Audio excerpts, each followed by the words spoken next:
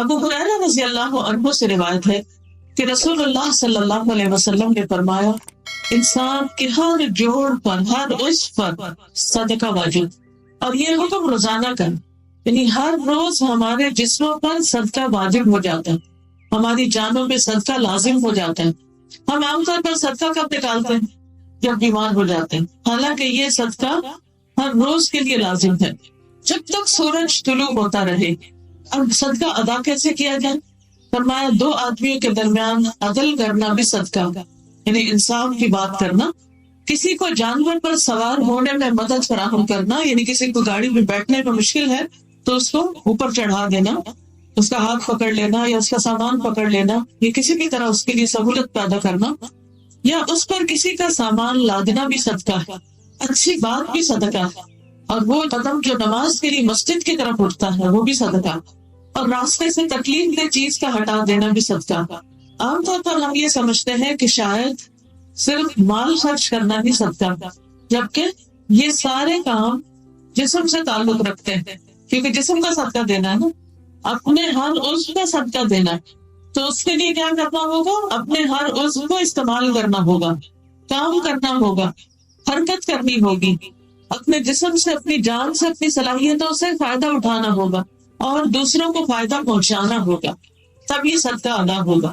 خود غرضی کی زندگی بسر کرنا، صرف اپنے لیے جینا، صرف اپنے من میں رہنا، صرف اپنا مطلب، اپنا الو سیدھا کرنا، صرف اپنے ہی کام کرنا اور کسی اور کی کچھ بھی مدد نہ کرنا، یہ درست نہیں۔ اس سے جسم کا صدقہ ادا نہیں ہوتا، کیونکہ اللہ تعالیٰ نے ہمیں جو بھی نعمت دی ان میں سے ہر نعمت کی پوچھ ہے، ہر نعمت کے بارے میں سوال کیا جائے، تو اسی طرح ہمارے جسم کے بارے میں بھی ہم سے سوال کیا جائے گا کہ اس جسم کو کس کام میں گھلایا۔ قیامت کے دن انسان کے قدم حشر کے میدان سے اٹھ نہ سکیں گے جب تک 5 باتوں کا جواب نہ دے، اور ان میں سے ایک یہ ہے وَأَنْ جِسْمِهِ فِيمَا أَبْلَاهُ، کہ اس نے اپنے جسم کو کس چیز میں گھلایا یا کھپایا، کہاں تھکایا، کس کام میں خرچ کیا۔ تو آپ سب دیکھیے کہ آپ کا جسم کس چیز میں تھکتا ہے۔ روز آپ سب تھکتے ہیں، لیکن کس چیز میں تھکتا ہے؟ کیا صرف اپنے ذاتی کام کر کے، یا پھر کوئی لوگوں کی خیر اور بھلائی کا کام کر کے بھی آپ تھکتے ہیں؟ تو ان میں سے چند ایک مثالیں اس حدیث میں بیان کی گئی ہیں، اور کچھ مثالیں دوسری احادیث سے ہمیں پتہ چلتی ہیں کہ جسم کا صدقہ کس طرح ادا کیا جا سکتا ہے۔ ایک اور حدیث میں آتا ہے، نبی صلی اللہ علیہ وسلم نے فرمایا تم میں سے جو آدمی صبح کرتا اس کے ہر جوڑ پر صدقہ لازم ہے، یعنی ہر روز صبح جب ہوتی، سورج جب نکلتا ہے تو ہمارے اوپر ایک قرض آ جاتا ہے جس کو ہمیں اس دن میں چکانا ہے، تو ہر مرتبہ سبحان اللہ کہنا صدقہ ہے۔ اب یہ زبان ہل رہی ہے اللہ کے ذکر میں، تو زبان سے آپ صدقہ دے رہے ہیں، کیسے؟ کیا کر کے؟ سبحان اللہ کہنا، ہر اچھی چیز دیکھ کے، ہر نعمت کو دیکھ کے سبحان اللہ پڑھنا۔ مثلاً آپ گھر سے نکلے ہیں، راستے میں کئی اچھی چیزیں دیکھ رہے ہیں، اپنے ہاتھوں کے اوپر نظر جاتی کہ شکر اللہ نے ہاتھ سلامت رکھے ہیں، تو مختلف نعمتیں دیکھ کر اللہ تعالیٰ کی تعریف بیان کرنا، سبحان اللہ، الحمدللہ کہنا، کیونکہ ہر مرتبہ الحمدللہ کہنا بھی صدقہ، تو ہر نعمت کو یاد کر کے الحمدللہ کہیں، اور ہر مرتبہ لا الہ الا اللہ کہنا بھی صدقہ۔ سوچئے دن میں ہم کتنی بار لا الہ الا اللہ کہتے ہیں۔ ہم سمجھتے ہیں شاید جب مسلمان ہوتا ہے کوئی تو اس وقت لا الہ الا اللہ پڑھنا ہوتا ہے، اور اس کے لیے بس اتنا پڑھنا ہی کافی، جبکہ خواب میں بھی روزانہ انسان کو لا الہ الا اللہ پڑھنا چاہیے، خاص طور پر لا الہ الا اللہ وحدہ لا شریک لہ لہ الملک ولہ الحمد وہو علی کل شیء قدیر۔ جو شخص 100 دفعہ یہ کلمہ روز پڑھتا ہے وہ سب سے زیادہ نیک عمل کرتا ہے، سوائے اس کے کہ کوئی اور بھی ایسا ہی کرے یا اس سے زیادہ کرے۔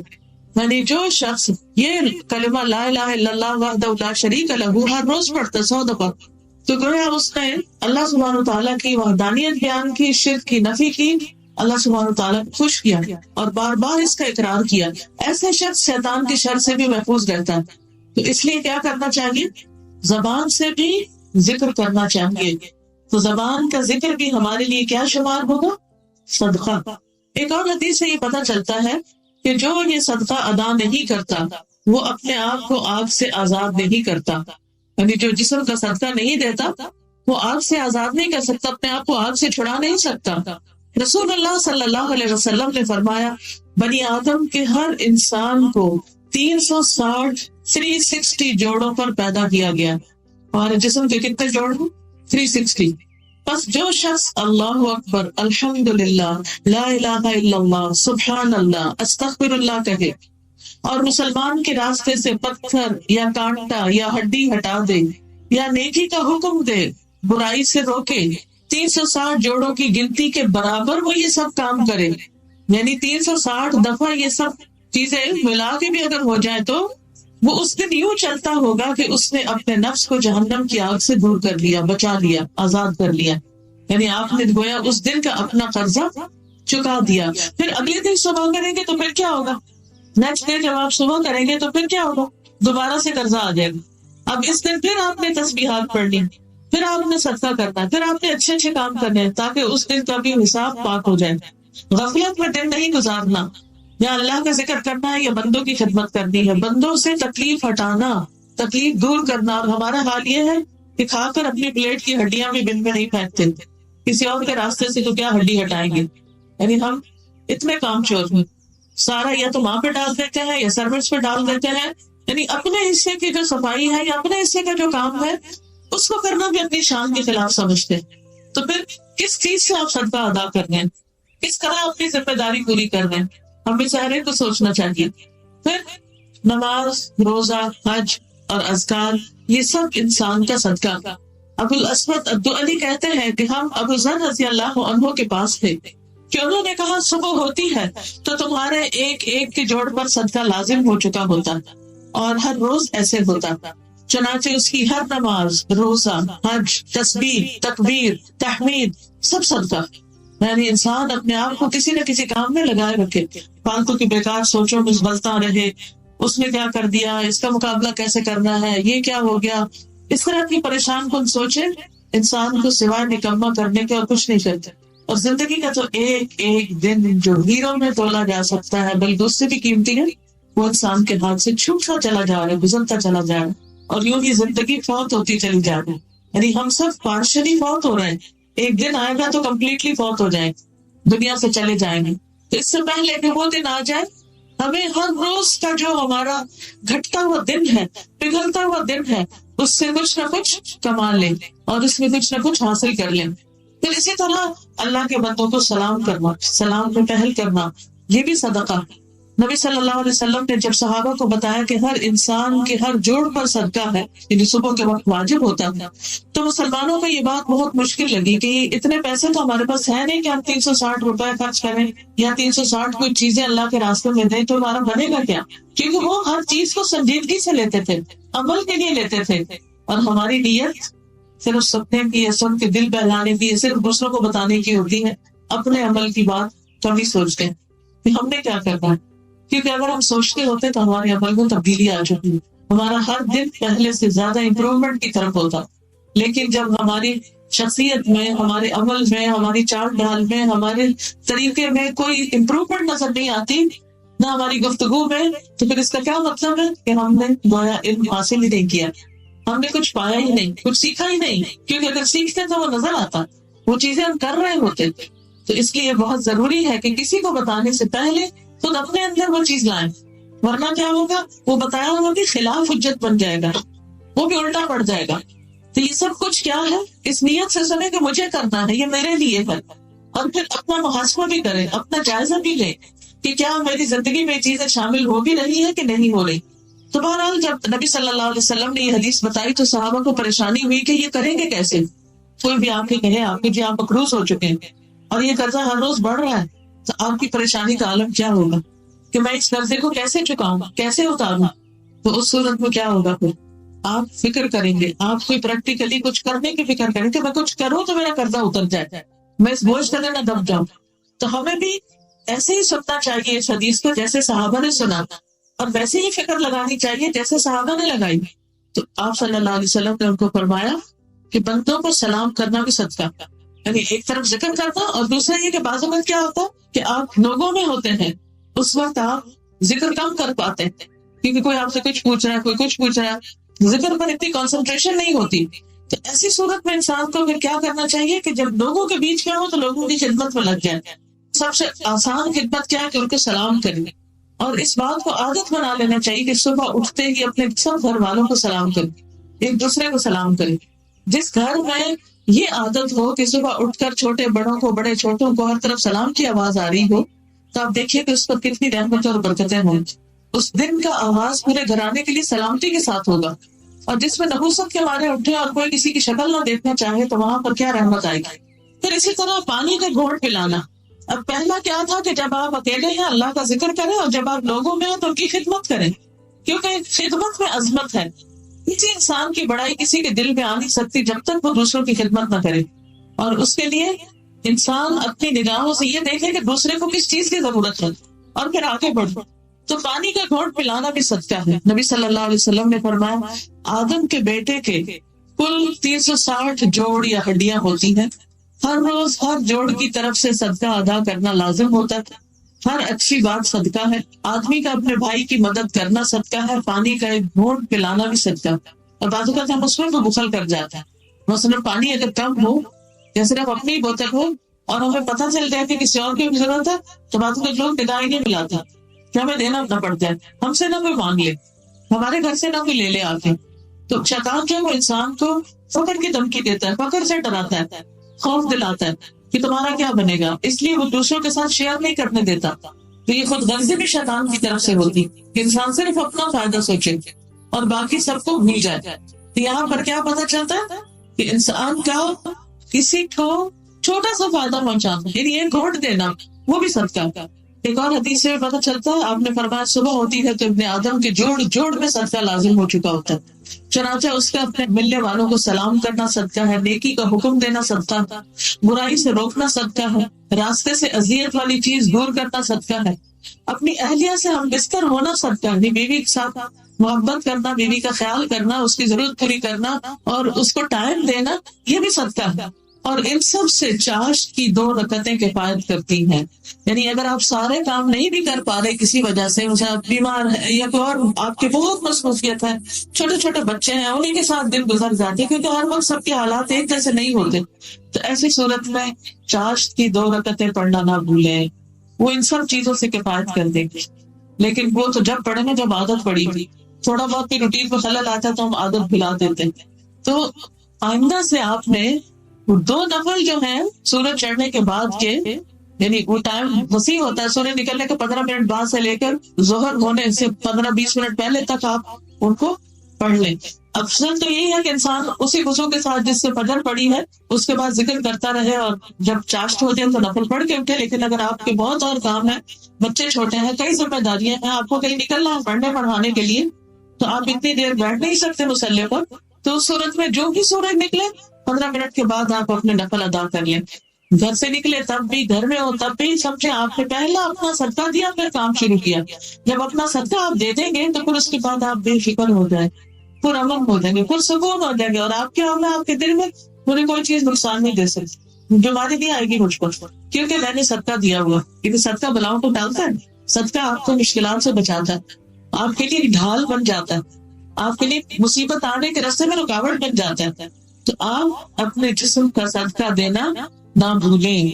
اس حدیث سے ایک اور بات بھی پتہ چلتی ہے کہ نبی صلی اللہ علیہ وسلم کوئی ڈاکٹر نہیں تھے، سرجن نہیں تھے، اناٹمی نہیں پڑھی تھی، آپ نے جوڑوں کو گنا نہیں تھا، اس وقت کوئی ایسا طریقہ نہیں تھا. تو آج کی طب اس بات کی تحقیق کرتی تو واقعی 360 جوڑا انسان کی. تو یہ وحی کے ذریعے آپ کو بتایا گیا تھا اس خالق رب کی طرف سے جس نے انسان کو بنایا اور وہ انسان کو خود انسان سے بڑھ کر جانتا تھا. تو بہرحال آپ کوئی بھی کام کریں، ہر نیکی کا کام جو ہے کل معروف صدقہ. اب اس حدیث میں خاص طور پر جن چیزوں کا ذکر آیا ہے اس میں سب سے پہلی چیز لوگوں کے درمیان صلح کرانا، جھگڑے نپٹانا، یہ صدقہ بتایا گیا. یعنی لوگوں کے درمیان تعلقات کی اصلاح کرنا. اور اس کے لیے کیا ضروری ہوتا ہے، دونوں کے ساتھ خیر خواہی کرنا. اصلاح کبھی نہیں ہو سکتی جب آپ صرف ایک گروپ بن جاتے ہیں، پارٹی بن جاتے ہیں اور صرف ایک طرف کی بات سنتے ہیں، یہ صرف ایک طرف سے ہمدردی رکھتے ہیں. کیونکہ جو شخص خود انصاف نہیں کرنا اپنے اندر، وہ دوسروں کے ساتھ کیا کرے گا؟ اور جب تک انصاف نہیں کرے گا تو صلح کیسے ہو سکتی؟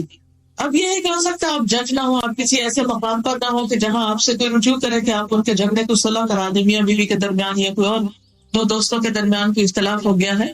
تو ایسی صورت میں آپ دیکھیے کہ خواتین ہونے کے ناطے سارا دن بچے آپ کے سامنے گھر میں کیا کرتے ہیں، چھوٹے بچے بھی اور بڑے بچے بھی آپس میں کسی نہ کسی بات پر ٹکراتے رہتے ہیں، لڑائی جھگڑا کرتے رہتے ہیں.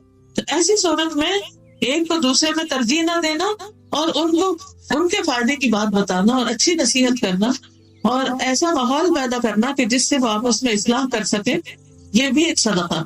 اور ابو درداء سے مروی ہے کہ رسول اللہ صلی اللہ علیہ وسلم نے فرمایا، کیا میں تمہیں نماز، روزہ اور زکوٰۃ سے افضل درجے کا عمل نہ بتاؤں؟ صحابہ نے عرض کیا، کیوں نہیں؟ نبی صلی اللہ علیہ وسلم نے فرمایا، آپس میں صلح کرانا، جبکہ لوگوں میں پھوٹ اور فساد ڈالنا دین کو موڑنے والی چیز ہے۔ اچھا، فساد کس سے ہوتا ہے؟ قرآن مجید میں اللہ سبحانہ تعالیٰ نے کھل کے بتا دیا کہ فساد کہاں سے شروع ہوتا ہے۔ سورۃ بنی اسرائیل میں اللہ تعالیٰ فرماتے ہیں، قل لعبادی یقولوا التی ہی احسن ان الشیطان ینزغ بینہم۔ قل لعبادی، کہہ دیجیے میرے بندوں سے، یقولوا کہ وہ کہا کریں، التی ہی احسن، وہ بات جو زیادہ اچھی ہو، زیادہ خوبصورت ہو، زیادہ بھلی ہو، زیادہ بہترین ہو۔ کیوں؟ کیونکہ انسان جب اچھی بات نہیں کرتا تو پھر کیا ہوتا ہے؟ فساد ہوتا ہے۔ آپ جتنے بھی جھگڑے ان سب کی تہہ میں جائیے، جتنے بھی جھگڑے ہوتے ہیں، مثلا آپ اپنے اوپر لے کر دیکھیے اس کو، اگر آپ کا اپنی امی کے ساتھ کوئی اختلاف اور جھگڑا ہے، اپنے بھائی کے ساتھ ہے، اپنے کسی دوست کے ساتھ ہے، ہمسائے کے ساتھ ہے، کسی کو ورکر کے ساتھ ہے، کہیں پر بھی ہے، گھر میں ہے یا باہر ہے، اس کی روٹ کاش پہ جائیے، پیچھے جائیے، پیچھے جائیے کہ شروع کہاں سے ہوا تھا؟ سخت بات سے۔ بس ہم ہر روز صبح اٹھتے ہیں، بڑے اچھی موڈ میں اٹھتے ہیں، تھکاوٹ اتری بھی ہوتی ہے، آرام کیا ہوا ہوتا ہے، اٹھتے ہیں خوشی خوشی، کچن میں آتے ہیں، ناشتہ بن رہا ہے، ٹیبل لگ رہی ہے، چھٹی کا دن ہے، سب آ رہے ہیں، بچوں کو بھی بلا لیا، ہسبینڈ وائف بھی بیٹھے ہیں، سب ٹیبل پہ بیٹھ گئے، سب خوش ہیں۔ اتنا میں ایک بچے کا ہاتھ سے گلاس چھوٹ جاتا ہے اور پانی، چائے، دودھ، کچھ بھی چیز پھیل جاتی، ہمارا فوری ری ایکشن کیا ہوتا ہے اس وقت؟ آپ امیجن کیجئے کہ جھگڑا کہاں سے شروع ہوتا ہے؟ گلاس گر گیا بچے سے، کون ماں ہے جو اس وقت خاموشی اختیار کرے یا آنکھ بند کر لے یا اس کو ایک معمولی بات سمجھے یا ہونے والی بات ہی ہو گئی بس اتنی ہی کافی ہے، اس کو کیا اچھالنا؟ یا بچے کو الٹا تسلی دے، ڈونٹ وری، کوئی بات نہیں، میں سمیٹ لوں گی، میں ہوں نا، میں سمیٹ لیتی ہوں۔ ہم اس وقت سب کچھ بھول کر، پورا خاندان اکٹھا ہے، سب محبت کی باتیں کر رہے ہیں، شکر ہے آج چھٹی کا دن ہے، سب کو ایک دوسرے کا منہ دیکھنا نصیب ہوا، صبح ہر بچہ اپنے اپنے اٹھ کے اسکول چلا جاتا ہے، آج اللہ نے اتنی بڑی نعمت دی ہے، اس وقت کی قدر کریں۔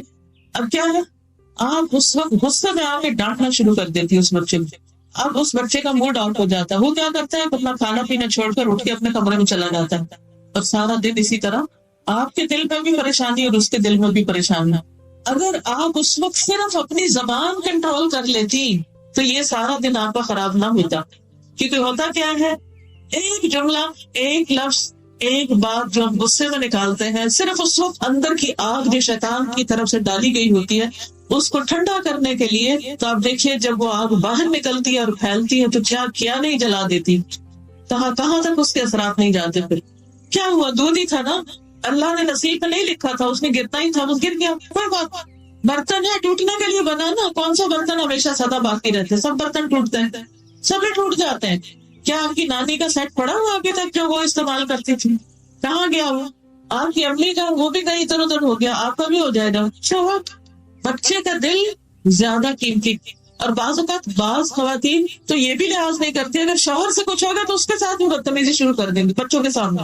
اللہ نے مرد کو حق پر قوام بنایا ہے اور اس کی عزت لازم ہے۔ جو عورت اپنے شوہر کی عزت نہیں کرتی وہ کبھی بھی سکھ نہیں پا سکتا، اس کا کوئی مقام نہیں ہوتا، نہ بچوں کی نظر میں ہوتا ہے، نہ شوہر کی نظر میں، نہ سسرال کی۔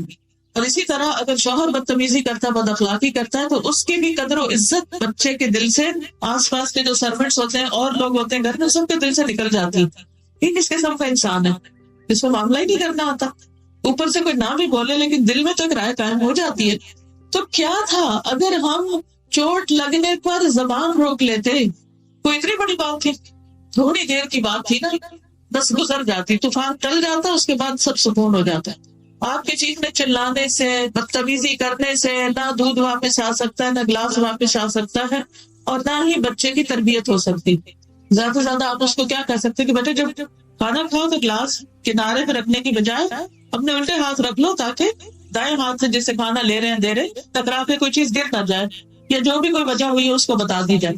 کیونکہ شیطان اس وقت جب دیکھتا ہے نا کہ سارے پیار محبت سے بیٹھے تو جل جاتا ہے۔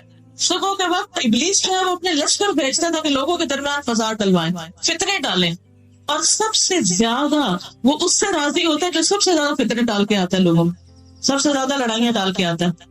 اور وہ شوہر بیوی کے درمیان، بہن بھائیوں کے درمیان، خون کے رشتوں کے درمیان. یہ جنت میں قاطع رحم داخل ہی نہیں ہوگا. جو رشتوں کو کاٹے وہ جنت میں نہیں جائے گا. لیکن کس طرح شیطان نے بہکایا ہوا لوگوں کو اپنے قابو میں کیا ہوا. خبردار جو تم اپنے رشتہ دار سے صلح کرو، خبردار جو تم اس سے بات کرو، اور کئی تعویلیں کر کے مطمئن کیا ہوا.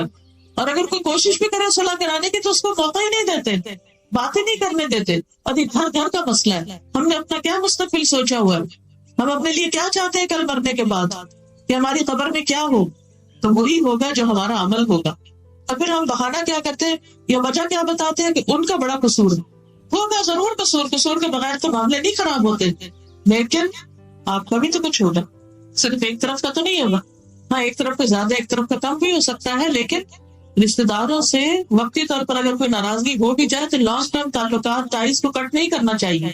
بہرحال اب صلح کرانا صدقہ ہے، جبکہ لوگوں میں پھوٹ اور فساد ڈالنا دین کو موڑنے والی چیز ہے. وہاں سے تو دین رخصت ہو جاتا ہے. ظاہر ہے کہ جب آپ اپنے شوہر کی عزت نہیں کریں گی، جب آپ اپنے سرونٹ کے ساتھ انسانوں جیسا برتاؤ نہیں کریں گی، جب اپنے بچوں کے ساتھ آپ ہیوملٹی کے ساتھ، ہمبلنس کے ساتھ بات نہیں کریں گی، کیا آپ ان کو دین سکھا سکتے ہیں؟ کیا آپ ان کو دین بتا سکتے ہیں، پڑھا سکتے ہیں؟ کبھی بھی نہیں. اور اگر آپ زبردستی لیکچر دینے کی کوشش بھی کریں گے نا تو اپنے کان بند کر لیں گے. آپ کے انگارے اگلنے والے منہ سے تبلیغ نہیں ہوا کرتی. اس کے لیے تو بڑا بڑا صبر کرنا پڑتا ہے. نبی صلی اللہ علیہ وسلم نے مکہ میں اور مدینہ میں، مکہ میں مشرکین اور مدینہ میں منافقین دونوں ہی آپ کے خلاف باتیں کرتے تھے، آپ پر الزام تراشیاں کرتے تھے. لیکن کہیں ایک کوئی روایت بتائی کہ آپ نے کسی ایک کا بھی جواب دیا ہو، ایک کا بھی کبھی جواب دیا ہو؟ کبھی نہیں دیا. کیونکہ وہ زبان وہی بیان کرتی تھی، قرآن سنانے والی تھی. تو جو زبان قرآن سناتی ہے وہ گالیاں دینے والی زبان نہیں ہوتی، وہ فضول باتیں کرنے والی زبان نہیں ہوتی، وہ منہ توڑ جواب دینے والی نہیں ہوتی. کیونکہ ہم کہتے ہیں تو منہ توڑ جواب دیے. وہ تانے دینے والی زبان نہیں ہوتی. تانا کیا ہوتا ہے کہ کسی کو اس کا ماضی کا عیب یاد کرنا، تم نے یہ بھی کیا، تم نے یہ بھی کیا، تم نے یہ بھی کیا. کیا یہ زبان تبلیغ کرے؟ کیا اس تبلیغ میں کچھ اثر ہوگا؟ اس میں کوئی برکت ہوگی؟ وہ آپ کی نسلوں تک خیر جائے گی، پھر وہ آپ کے لیے صدقہ جاریہ بنیں گے. اگر وقتی طور پر وہ کچھ سن بھی لیں تو اثر نہیں لیں گے، وہ پھلے پھولے گا نہیں باغ. تو اگر آپ نے خود قرآن پڑھ لیا ہے اور آپ چاہتے ہیں کہ آپ کے بچے اور آپ کا خاندان اور آپ کے شوہر اور آپ کے سسرال اور آپ کا محلہ سنور جائے، سدھر جائے اور آپ کے لیے صدقہ جاریہ بنے، تو اس کے لیے آپ کو اپنی زبان کو کنٹرول کرنا ہوگا، غصے کو کنٹرول کرنا ہوگا، نرمی سے بات کرنی ہوگی، دوسروں کے قصور معاف کرنے ہوں گے. پھر اسی طرح نبی صلی اللہ علیہ وسلم نے حضرت ابو ایوب انصاری سے کہا، کیا میں تمہیں ایک تجارت کے بارے میں نہ بتاؤں؟ انہوں نے کہا کیوں نہیں؟ آپ نے فرمایا، جب لوگوں میں جھگڑا فساد ہو تو صلح کرا دو، جب وہ آپس میں ایک دوسرے سے دور ہو جائے تو انہیں قریب کرا دو، جب دوریاں بڑھنے لگے تو انہیں ایک دوسرے کے قریب کر دو. تو اس صلح کے بارے میں ایک اور حدیث بھی آتی ہے. سہل بن سعد کہتے ہیں کہ بنو عمر بن عوف میں آپس میں کچھ تکرار ہو گئی، تو بحث چھڑ گئی. تو نبی صلی اللہ علیہ وسلم اپنے کئی صحابہ کو ساتھ لے کر ان کے یہاں ان میں صلح کرانے کے لیے گئے، اور نماز کا وقت ہو گیا لیکن آپ تشریف نہ لا سکے، یعنی آپ کی نماز میں تاخیر ہو گئی وہ صلح کراتے کراتے. اس سے کیا پتہ چلتا ہے؟ اس کام کی اہمیت پتہ چلتی، صلح کرانے کی اہمیت پتہ چلتی کہ بڑے بڑے دینی فرائض اور بڑے بڑے دینی کام جو ہیں وہ اس وقت بڑے نہیں رہتے، اس وقت جھگڑا فساد دور کرنا سب سے بڑا کام ہو جاتا ہے. پھر اسی طرح نبی صلی اللہ علیہ وسلم اپنے قیمتی وقت میں سے صلح کرانے کے لیے وقت نکالا کرتے تھے. ابو تمیمہ اپنی قوم کے ایک شخص سے روایت کرتے ہیں کہ میں نبی صلی اللہ علیہ وسلم کو تلاش کرنے کے لیے نکلا تو آپ کو نہ پا کر ایک جگہ بیٹھ گیا. اتنے میں چند لوگ آئے، نبی صلی اللہ علیہ وسلم بھی انہی میں سے تھے. میں آپ کو نہیں پہچانتا تھا، یعنی پہلی دفعہ دیکھ رہا تھا. تو آپ ان لوگوں کے درمیان صلح کرا رہے تھے. پھر اسی طرح سہل بن سعد کہتے ہیں کہ قباء کے لوگوں نے آپس میں جھگڑا کیا. یعنی اس زمانے کے بھی لوگوں کے درمیان جھگڑے ہو جایا کرتے تھے، اور وہ تو بہت جھگڑالو قوم تھی اور بہت جنگجو قوم تھی. ان لوگوں کے اندر امن پیدا کرنا ایک بہت ہی مشکل کام تھا، لیکن آپ صلی اللہ علیہ وسلم نے اس کے لیے خصوصی کوششیں کی. تو آپ کو جب پتہ چلا کہ اہل قباء آپس میں لڑ پڑے ہیں تو آپ صلی اللہ علیہ وسلم نے فوراً اٹھا اور فرمایا چلو ہم ان کے درمیان صلح کرائیں، جا کے اس معاملے کو ختم کریں. تو دن میں اگر کوئی ایسا موقع ملے کہ لوگوں کے درمیان صلح کرانے کی بات ہو تو ایسا کرنا بھی آپ کا صدقہ. آپ کا صدقہ ہے کیا مطلب؟ یعنی اللہ تعالیٰ آپ کے گھر کو سلامت رکھے گا، اللہ تعالیٰ آپ کے اندر کے جھگڑوں کو ختم کر دے گا. یعنی جب آپ کسی کے ساتھ اچھا معاملہ کرتے ہیں تو اللہ تعالیٰ آپ کی حفاظت کرتا ہے. یعنی ہر انسان کا ایک امتحان ہوتا ہے، اور اس کی جو آزمائش ہوتی ہے اگر وہ اس پہ پورا اترتا ہے تو اسی طریقے سے اسی راستے سے اس کو اجر عطا کیا جاتا ہے، وہیں سے اس کے لیے نعمتوں کے دروازے کھلتے ہیں. مثلا حضرت ابراہیم علیہ السلام کی آزمائش کیا تھی کہ اپنے بیٹے کو ذبح کر دو. تو ابراہیم علیہ السلام نے کیا کیا؟ پڑھا آپ نے واقعہ کیا کیا تھا؟ انہوں نے خواب میں دیکھا تھا اور بیٹے سے بات کر لی فوراً. تو بیٹے نے کہا بالکل ٹھیک ہے، آپ نے اللہ کا حکم ماننا، میں حاضر. بیٹے کا بھی امتحان تھا، لیکن فلما اسلما، جب دونوں نے یہ سارے تسلیم کم کر دیا کہ اللہ کا حکم، اب اس میں پریشانی کی کیا بات. وَتَلَّهُ لِلْجَبِينِ، اور انہیں پیشانی کے بل بیٹے کو لٹا دیا، آنکھوں میں پٹی باندھ دی. وَنَادَيْنَاهُ أَن يَا إِبْرَاهِيمُ، ہم نے پکارا کہ اے ابراہیم، قد صدقت الرؤیا، تم نے خواب سچا کر دکھایا. وَفَدَيْنَاهُ بِذِبْحٍ عَظِيمٍ، ہم نے اس کو ایک بہت بڑی قربانی کے ذریعے بچا لیا، فدیہ دے کر. یعنی اللہ تعالیٰ نے آسمان سے ایک مینڈا بھیج دیا تو اسماعیل علیہ السلام کی جگہ وہ ذبح ہو گیا. اور پھر وَجَعَلْنَا ذُرِّيَّتَهُ هُمُ الْبَاقِينَ، ہم نے اسی کی اولاد کو باقی رکھا. آج آپ دیکھیں ابراہیم علیہ السلام کا مقام کیا ہے، ابو الانبیاء ہے، انبیاء کے باپ ہیں. دنیا میں جو ریلیجنس ہے، یہودیت ہو یا عیسائیت ہو یا اسلام ہو، یہ سب ابراہیم علیہ السلام کو اپنا بڑا مانتے. اور جتنے بھی بعد میں انبیاء آئے وہ انہی کی نسل سے، انہی کی اولاد میں سے آئے. اللہ نے اتنا بڑا انعام دیا، اتنا بڑا انعام. تو جس شخص سے جس چیز کی قربانی لی جاتی ہے، اگر وہ اس پر صبر کرتا اور اس کو اللہ کے حوالے کر دیتا اور اس کو قبول کر لیتا ہے، ایسی صورت میں اللہ تعالیٰ اسی راستے سے اس کو بیسٹ اپرچونٹی دیتا اور بیسٹ اجر عطا کرتا. کیونکہ بعض اوقات ہم امتحان کو ایکسپٹ نہیں کرتے، ہم کہتے ہیں نو یہ تو ہم کر ہی نہیں سکتے. اسی طرح یوسف علیہ السلام کو بہت سی آزمائشوں سے گزرنا پڑا. کس طرح انہوں نے اپنے بھائیوں کو معاف کیا، کس طرح ان کو جیل میں بھیجا گیا، کس طرح جیل میں کئی سال رہے اور اس پر صبر کیا، اور پھر اللہ نے مصر کی حکومت عطا کر دی. یہ ان کے صبر کا نتیجہ تھا. تو امتحان پر صبر کرنا اور اللہ سبحانہ وتعالیٰ سے اجر پانا، کیونکہ اس کا انعام اللہ تعالیٰ دیتا ہے. جب ہم رب کے لیے صبر کرتے ہیں تو رب انعام دیتا ہے، اور جب ہم بندوں کی خاطر اچھا بندے کیا کہیں گے تو پھر اللہ تعالیٰ بندوں کے حوالے کر دیتا ہے. تو جان کا صدقہ کیا ہے؟ جان کی حفاظت. ٹھیک ہے. پھر اسی طرح جان کے صدقے میں سواری میں کسی کی مدد کرنا، جس کو سوار ہونے کی طاقت نہ ہو. پہلے زمانے میں لوگ گھوڑے پہ بیٹھتے تھے، اونٹ پہ بیٹھتے تھے، اس پہ چڑھنا ہی ایک مسئلہ. تو اس صورت میں اس کے لیے آسانی پیدا کرنا یہ بھی صدقہ. اسی طرح آج جیسے لوگ بوڑھے ہو جاتے ہیں، بیمار ہوتے ہیں، یا سیڑھی نہیں چڑھ سکتے یا گاڑی میں نہیں چڑھ سکتے، تو ہاتھ پکڑ کے چڑھا دینا یا ہاتھ پکڑ کے اتار دینا، یہ بھی کیا ہے؟ یہ بھی صدقہ. تو اسی طرح کسی کا سامان اٹھا لینا، اس سامان کو لاد دینا، یہ بھی صدقہ. رسول اللہ صلی اللہ علیہ وسلم نے فرمایا جو اپنے بھائی کی مدد میں لگا رہتا ہے اللہ اس کی مدد میں لگا رہتا ہے. جو کسی کی مدد میں لگا رہتا ہے اللہ تعالیٰ اس کی مدد میں لگا رہتا ہے. کیا آپ نہیں چاہتے کہ اللہ تعالیٰ آپ کی مدد فرمائے؟ جب آپ کسی کے لیے فیسیلیٹیشن کریں گے، جب کسی کے لیے آسانی کریں گے، جب کسی کی مشکل دور کریں گے، جب کسی کے لیے تکلیف اور کمپلیکیشن ہٹا دیں گے. لیکن افسوس یہ کہ ہمارا کلچر کیا ہے، دوسروں کے لیے زندگی دوبھر کر دو، زندگی مشکل کر دو، دوسروں کے لیے روڑے اٹکاؤ. تو جو کسی کے لیے روڑے اٹکاتا ہے اس کے اپنے راستے میں آ جاتا ہے. جو کسی کے لیے گڑھا کھودتا ہے خود اس میں گرتا ہے. جو کسی کے لیے برا چاہتا ہے خود اس کا شکار ہوتا ہے. اور وائس ورسا، جب کوئی کسی کے لیے اچھا کرتا ہے تو اللہ تعالیٰ اسی راستے سے اس کے لیے اچھائی کرتے ہیں. مثلا آپ بیمار ہیں تو آپ کیا کریں؟ بیماری کے علاج کے لیے کیا کریں؟ کسی اور بیمار کی مدد کر دیں، اس کی دوائی کے پیسے دے دیں، اس کے علاج کے پیسے دے دیں، اس کی عیادت کر لیں. تو کیا ہوگا؟ آپ کے لیے اللہ تعالیٰ آسانی کروا. مثلا بعض اوقات ایسا ہوتا ہے نا کہ جیسے آپ ہاسپٹل میں جاتے ہیں تو وہاں آپ کو ایسے مریض نظر آ جاتے ہیں کہ جو اپنے علاج کے پیسے ادا نہیں کر سکتے، اور آپ کے پاس پیسے ہوتے ہیں. اس وقت کیا کرنا چاہیے؟ صرف اپنے مریض کو نہیں دیکھنا چاہیے، دوسرے مریضوں کو بھی دیکھ لینا چاہیے. اللہ تعالیٰ اس صدقے کی برکت سے آپ کی بیماری دور کر دیں گے، ہلکی کر دیں گے. جس چیز میں، یاد رکھیے، جس چیز میں آپ آسانی چاہتے ہیں اس قسم کی چیز میں دوسروں کے لیے آسانی کر دیں گے. یاد رکھیے گا. جس معاملے میں آپ اپنے لیے آسانی چاہتے ہیں اس قسم کے کسی دوسرے کے معاملے کو آسان کر دیں، اس کے لیے مشکل نہ پیدا کریں، اس کی مدد کریں۔ اور آبویسلی مدد کرنے میں انسان کو تکلیف ہوتی ہے، کبھی مال لگانا پڑتا ہے، کبھی جان لگانی پڑتی ہے، کبھی وقت لگانا پڑتا ہے، کبھی عقل کھپانی پڑتی ہے، کیونکہ کسی کی مدد کرنا آسان تو نہیں ہوتا، کچھ نہ کچھ تو آپ کو کرنا ہی پڑے گا۔ اب آپ اپنے مسائل سوچئے کہ کوئی ہے آپ کی زندگی میں۔ ہمارے استاد کہا کرتے تھے اگر آپ کا بچہ کھانا نہیں کھاتا، کسی غریب کے بچے کو کھانا کھلائیے، آپ کا بچہ خود کھانا کھانے لگے گا، آپ کو اس کے پیچھے دوڑنا نہیں پڑے گا۔ لیکن ہمیں کوئی اور کسی کا بچہ کہاں سے یاد ہو، ہمیں تو اپنا ہی نظر آتا ہے، تو ہم اسی کو کھلانے کے پیچھے بھاگتے ہیں۔ آپ چاہتے ہیں آپ کی بیٹی کی ڈلیوری آسان ہو جائے، آپ کسی غریب کی بیٹی کے لیے کچھ کھانے پینے، کچھ علاج معالجے کا بندوبست کر دیں، چلے جائیں کسی ایسے ہاسپٹل میں، کسی ایسے وارڈ میں جہاں ایسے مریض ہو، وہاں جا کے کچھ صدقہ کرائیں، ان کے لیے آسانی کر دیں۔ آپ دیکھیں آپ کے لیے کتنی آسانی ہوتی۔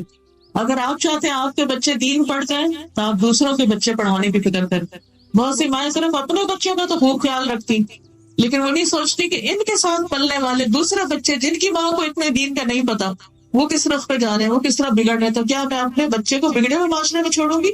تو اس کے اثرات تو ظاہر ہے آپ ہی کے بچے پر آئیں گے، کیسے بچائیں گے؟ بچ نہیں سکتا وہ، جس رنگ میں آپ نے ڈالا ہو تو چڑھ کے رہے گا۔ ہاں اس رنگ کو بدلنے کی کوشش کریں گے تو دوسروں کا بھی بھلا ہوگا، آپ کا بھی ہو۔ تو یہ تو چند مثالیں میں نے آپ کو دی، لیکن آپ اپنے طور پر اور مثالیں سوچ سکتے ہیں۔ جب آپ کو شدید بھوک لگے تو کسی کی بھوک کا سوچ لیا کریں، تو پتہ نہیں ان کے اوپر کیا گزر رہی ہو۔ تو جس چیز میں آپ آسانی چاہتے ہیں وہ چیز دوسروں کے لیے آسان کر دیں۔ سمپل سا فارمولا، کیونکہ اللہ کا وعدہ ہے جو کسی کی مدد کرے گا اللہ اس کی مدد کرے گا۔ نبی صلی اللہ علیہ وسلم نے فرمایا جس نے کسی مسلمان سے دنیا کا ایک دکھ دور کیا، اللہ عز و جل اس سے قیامت کے روز کا ایک دکھ دور کرے گا، اور جس نے کسی مشکل میں پڑے شخص کی آسانی کی، اللہ اس کے لیے دنیا اور آخرت میں آسانی پیدا کر دے گا۔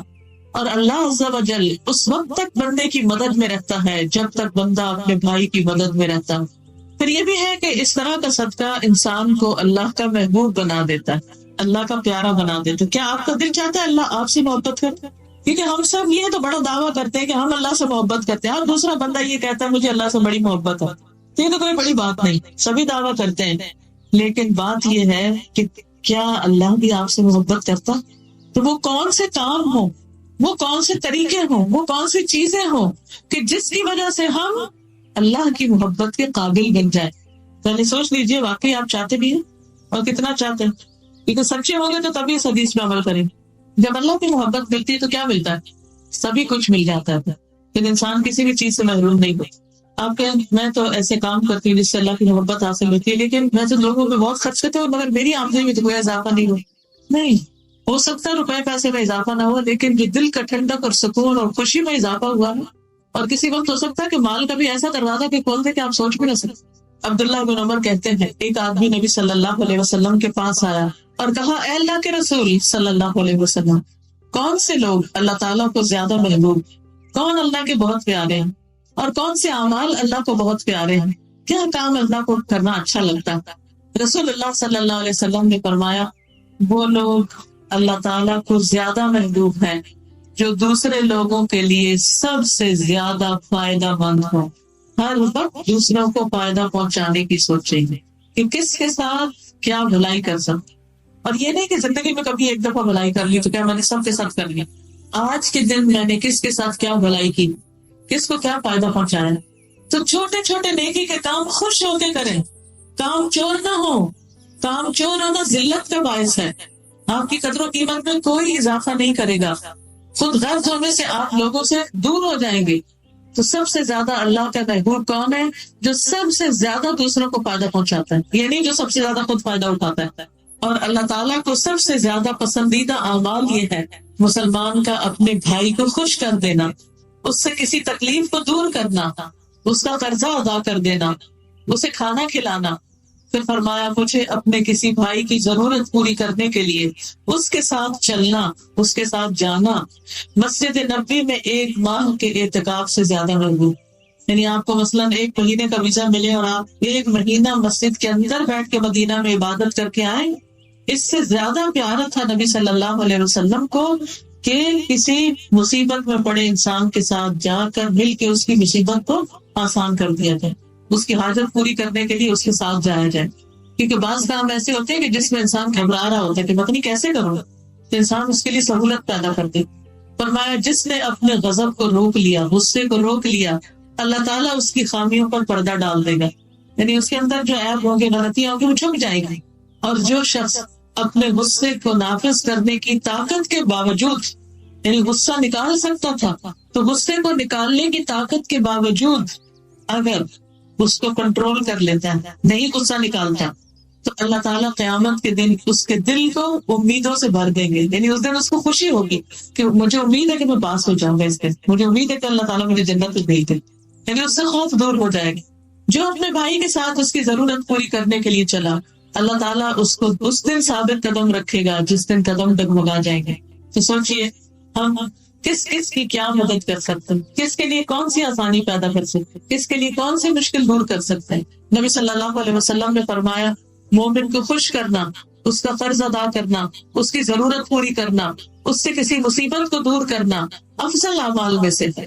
راستہ دکھانا بھی صدقہ، نابینا کے ساتھ چلنا بھی صدقہ، اپنے ڈول سے کسی کے ڈول میں پانی ڈال دینا بھی صدقہ، معمولی چیزوں سے کسی کی مدد کرنا جیسے رسی، تسمہ وغیرہ دینا. کوئی شاپر چاہیے کسی کو، بعض اوقات کسی کو اینولم چاہیے ہوتا ہے، کسی کو پین چاہیے ہوتا ہے. چھوٹی چھوٹی چیزیں ان کو دوسروں کے ساتھ فوراً شیئر کرنا، فوراً مدد کے لیے آگے بڑھنا، یہ سب چیزیں صدقہ میں آتی. پھر زمین میں اجنبی سمجھے جانے والوں سے ان سے محبت کا مظاہرہ کرنا. یعنی آپ کی مجلس میں کوئی ایسا شخص ہے، مثلا بعض اوقات ایسا ہوتا ہے نا جیسے آپ برانچ میں ہے تو کوئی نیا شخص آتا ہے، وہ گھبرایا ہوتا ہے کہ پتہ نہیں یہاں اندر جا سکتے نہیں، کیسے لوگ ہیں، کیا کر رہے ہیں. کلاس میں آتا ہے تو گھبراتے ہیں کہ اچھا یہ سب تو اتنا کچھ پڑھ چکے ہیں. تو آپ کا کیا کام ہے؟ آپ فوراً اٹھیں یا اس کو خود ویلکم کریں، اس کا خوف دور کریں، اس کی وحشت دور کریں، اس کی مدد کریں، اس کو ہیلپ آفر کریں کہ آپ کو کسی قسم کی کوئی مدد چاہیے تو میں حاضر. تو یہ بھی بہترین صدقہ ہے. یہ سارے اعمال وہ ہیں جن سے انسان اللہ کا محبوب بن جاتا ہے. اسی طرح کسی کی وحشت اور تنہائی دور کرنا، کوئی خوف محسوس کر رہا ہو تو اس کا خوف دور کرنا. اور اس کے برعکس جو شخص مدد نہ کرے اس کے اوپر سختی بھی ہے. یہ نہیں کہ صرف مدد کرنے والے کے لیے آسانی ہے اور اس کے لیے خوشی ہے اور اس کے لیے اللہ کی محبت ہے، اگر کوئی نہیں کرے گا تو اس کی پکڑ بھی ہے. رسول اللہ صلی اللہ علیہ وسلم نے فرمایا 3 لوگ ایسے ہیں جن سے اللہ قیامت کے دن کلام نہیں کرے گا، بات نہیں کرے گا، ناراض ہوگا، نہ ان کی طرف دیکھے گا، نہ ان کو گناہوں سے پاک کرے گا، اور ان کے لیے دردناک عذاب ہوگا.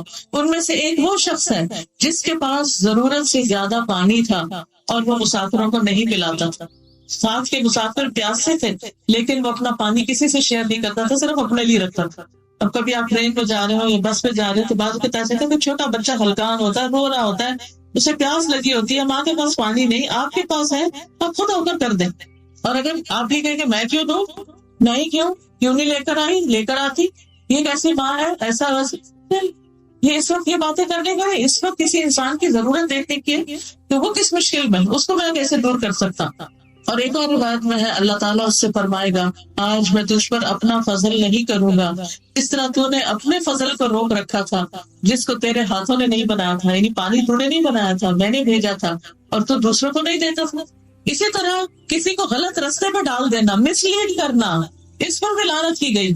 جیسے نابینا لوگ، اور نابینا دیکھتے ہیں نا کہ جو بائی برتھ یا ویسے آنکھوں کے نابینا ہے، اور کچھ لوگ ایسے تو جو علم نہ ہونے کی وجہ سے نابینا ہے، یعنی ان کے پاس علم نہیں، سمجھ نہیں، عقل نہیں، اور آپ کو اس چیز کا پتہ ہے تو آپ اس کو غلط گائیڈ کر دیتے ہیں تاکہ وہ پھنس جائے، آگے جا کر مصیبت میں پڑ جائے. تو ایسی صورت میں بھی انسان کو بچنا چاہیے کہ کہیں میں اگر دوسرے کو پھنساؤں گا تو اللہ کی رحمت سے دور نہ ہو جاؤں. اور پھر ہر اچھی بات کہنا کسی سے صدقہ ہے، والکلمۃ الطیبۃ صدقہ. پھر اسی طرح اچھی گفتگو جو ہے وہ سلامتی سے جنت میں لے جانے کا باعث ہے. نبی صلی اللہ علیہ وسلم نے فرمایا سلام پھیلاؤ، اچھی گفتگو کرو، صلہ رحمی کرو، راتوں کو جب لوگ سو رہے ہو تو قیام کرو، تم سلامتی کے ساتھ جنت میں داخل ہو جاؤ. پھر اچھی بات کی وجہ سے جنت میں خوبصورت بالا خانے ہوں گے. آپ نے فرمایا جنت میں ایسے بالا خانے ہیں جن کا اندر کا حصہ باہر سے اور باہر کا اندر سے نظر آتا ہے. یعنی اونچی اونچی عمارتیں گلاس کی. ایک دیہاتی نے پوچھا یا رسول اللہ یہ کس کے لیے، اتنے خوبصورت گھر کس کے ہوں گے؟ فرمایا اس شخص کے لیے جو اچھی بات کرے، ضرورت مندوں کو کھانا کھلائے، جب لوگ رات کو سو رہے ہوں تو صرف اللہ کے لیے تہجد ادا کرے. پھر مسجد کی طرف جانے کا ہر قدم صدقہ، اور مسجد میں انسان اللہ کی عبادت کے لیے جاتا ہے. تو اسی طرح جب آپ قرآن پڑھنے کے لیے گھر سے نکلتے، علم کے راستے میں نکلتے، تو وہ بھی ہر قدم اٹھانا کیا ہے؟ صدقہ ہے انشاءاللہ. ہر قدم پر ایک درجہ بلند ہوتا، ایک گناہ معاف ہو جاتا، 10 نیکیاں لکھی جاتی، آتے اور جاتے دونوں وقت اجر ہوتا ہے. یعنی ایک حدیث سے ہمیں پتہ چلتا ہے کہ رسول اللہ صلی اللہ علیہ وسلم نے فرمایا جو شخص جماعت کے لیے مسجد کی طرف جاتا ہے اس کے ایک قدم پر ایک گناہ معاف ہوتا ہے اور ایک قدم پر ایک نیکی لکھی جاتی ہے. آتے اور جاتے دونوں وقت اس کا یہی حکم. تو اپنے بچوں کو اگر آپ بتائیں گے تو خوشی سے مسجد کی طرف جائیں گے. پھر اسی طرح جس کا گھر مسجد سے جتنا دور ہو اس کے لیے اتنا ہی زیادہ اجر. پھر جنت میں ان کی مہمانی ہوگی، ایسے لوگوں پر آگ حرام ہوگی. اور پھر آخر میں راستے سے تکلیف دہ چیز ہٹانا، کوئی چادر ہو جس سے اٹک سکتا ہو، کوئی جوتا پڑا ہو، یا اور کوئی پھسلنے والے کوئی چھلکا وغیرہ ہو، کوئی بھی چیز، کوئی شاخ ہو درخت کی، کوئی کانٹے پڑے ہو، کچھ بھی ہو. یا پھر اگر فزیکل سائنس میں نہیں تو کسی کے راستے سے کوئی بھی مشکل ہٹا دینا. کچھ کانٹے فزیکل نہیں ہوتے لیکن ویسے انسانوں کے راستے کی رکاوٹ ہوتے ہیں، ان کانٹوں کو دور کرنا بھی اس میں آ جائے گا انشاءاللہ.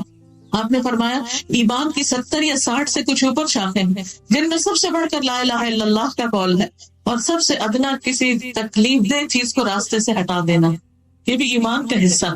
پھر اسی طرح کسی بھی تکلیف دینے والے عمل سے خود کو روکنا، یعنی بازار میں چلتے ہوئے ہارن بہت نہیں بجانا، شور نہیں کرنا، بہت دھواں نہیں نکالنا گاڑی سے، یا خواہ کو اوورٹیک کر کے دوسروں کو ہراس نہیں کرنا، گاڑی احتیاط سے چلانا. تو یہ ساری چیزیں اسی میں آتی کہ راستے میں تکلیف نہ دینا کسی بھی طرح سے اپنے آپ سے دوسروں سے. پھر اسی طرح یہ ہے کہ ایک شخص آپ کے پاس آیا تو اس نے کہا کہ مجھے ایسا کوئی ذات راہ دے دیں جس سے مجھے نفع حاصل ہو. تو آپ نے فرمایا ایسے کرو ایسے کرو، اور فرمایا راستے سے تکلیف دینے والی چیز ہٹا دو. غلط جگہ پارک نہیں کرنا چاہیے کیونکہ اس سے کیا ہوتا ہے دوسری گاڑیاں رک جاتی ہیں اور ان کو تکلیف ہوتی. ایک شخص نے راستے سے کانٹوں بھری تہ نہیں ہٹا دی تو اللہ سبحانہ تعالیٰ نے اس کے عمل قبول کر لیا اور اس وجہ سے صرف اس کو جنت میں داخل کر دی.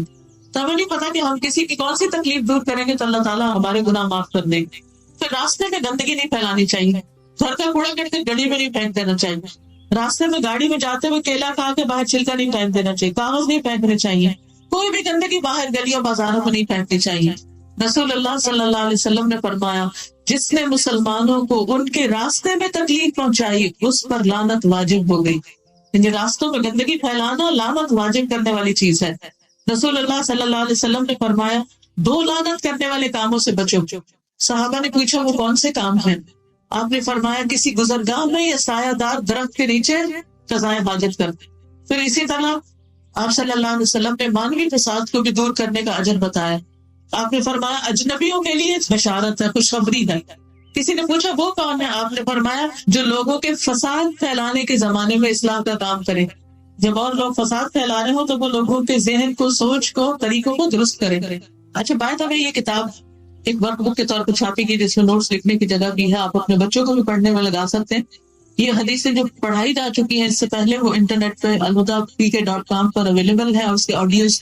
اور اس کے علاوہ یہ ہے کہ آپ کی جو اینڈرائڈ فون یا اسمارٹ فون کوئی بھی ہو اس میں اگر ایک application who Quran for all, تو اس اپلیکیشن میں قرآن مجید کی ریسیٹیشن، تجوید، تحفیظ، پھر اس طرح تفسیر، پھر حدیث میں 40-90 اور اس میں یہ حدیثوں کی تفصیل آپ کو ملے گی.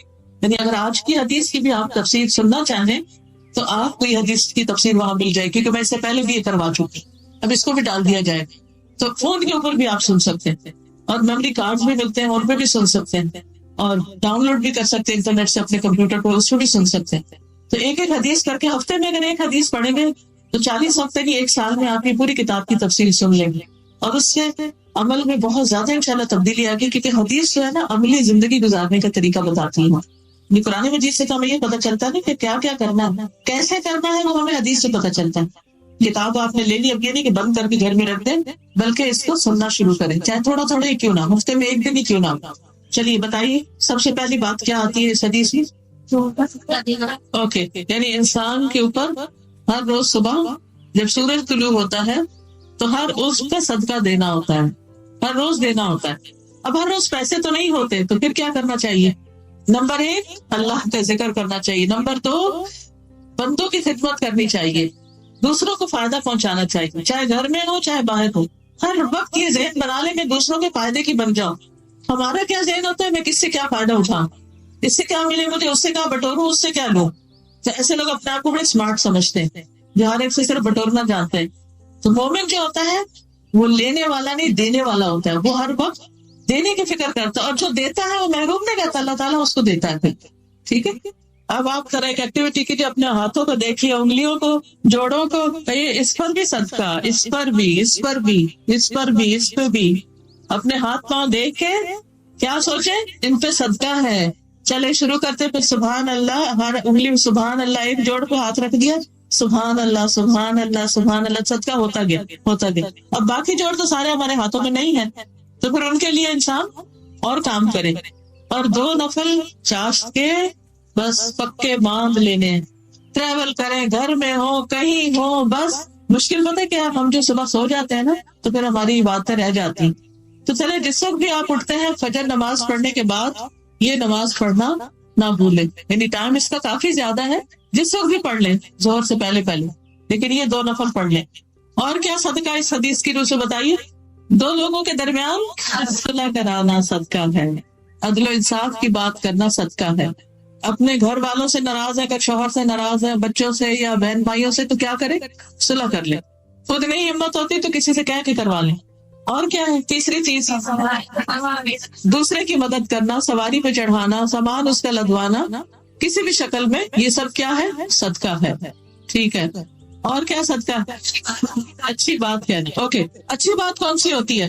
نمبر 1، جیسے کوئی بھی ذکر قرآن کا پڑھنا، پھر لوگوں کو اچھی نصیحت کرنا، کسی کو اچھا مشورہ دینا، کسی سے اچھی طرح سے بات کر لینا، یہ سب اس میں آتے ہیں. سلام کرنا، شاباش. مسکرانا، برائی سے روکنا. چلیے میں آخر میں آپ کو ایک کرائٹیریا دے دیتی ہوں. ہر وہ کام جس میں مخلوق کے ساتھ مہربانی ہو اور جو ہمیں اللہ سے قریب کرے وہ صدقہ ہے، ہمارے جسم کا صدقہ. ہر وہ کام جس میں مخلوق سے مہربانی ہو، کسی بھی طرح کی مہربانی، اور اللہ کے قریب کرنے والی ہو، بس وہ سب اچھی باتیں، وہ صدقہ. ایک ہی نماز جلدی پڑھتے ہیں تو اشراق کہلاتے ہیں، ذرا دھوپ زیادہ چڑھ جائے تو شاخ کہلاتے ہیں. 2 بھی پڑھ سکتے ہیں، زیادہ بھی پڑھ سکتے ہیں، لیکن منیمم 2 بھی پڑھ لیں تو کافی ہو جائیں گے. ٹھیک ہے، ایسا کر لیجیے. نفل ہے نا، نفل کے اوپر پابندی نہیں، لیکن 2 تو کم از کم ضرور پڑھیے. چلیے اب آپ سب کو جن کا تکمیل ہوا ہے ان کو مبارک، آپ کی ٹیچرز کو مبارک، جنہوں نے اس مجلس کا انتظام کیا ہے، جو لوگ آئے ہیں، اللہ تعالیٰ ان سب کے وقت میں، مال میں برکت ڈالے. ان کی اولاد جن کی ہے ان کو ان کی آنکھوں کی ٹھنڈک بنائے، اور اللہ تعالیٰ ہماری کوششوں کو اپنی رضا کے لیے خالص کر لے، اور اس میں کسی قسم کا کوئی دکھاوا اور ریاکاری شامل نہ ہو، وہ بھی صدقہ ہوگا.